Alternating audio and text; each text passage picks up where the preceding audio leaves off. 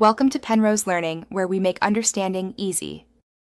You begin by confirming carrier support and connecting to a reliable Wi-Fi network. That matters because call routing depends on both. Once connected, open Settings and enable Wi-Fi calling, grant any location or emergency address, prompts so emergency services route correctly. Make sure your device software is up to date and restart if the option doesn't appear. Now that the feature is active and your emergency address saved, you're ready to place your first Wi-Fi routed call. Next, optimize the environment.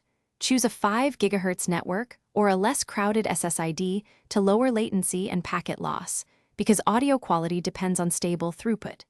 Make sure Wi-Fi calling is set as preferred in your calling settings so the phone chooses Wi-Fi over cellular when available.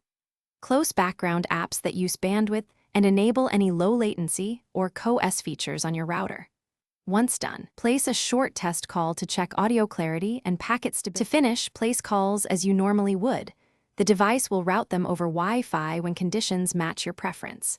If you move out of range, the phone should hand off to cellular. Monitor for brief glitches during the handoff and make sure you have cellular enabled for fallback. If call quality is poor, toggle airplane mode to force a fresh connection, reconnect your Wi-Fi, then restart the phone. If problems persist, contact your carrier and check router firmware or co-S settings. Thanks for watching. If this was helpful, leave a like and consider subscribing. See you next time.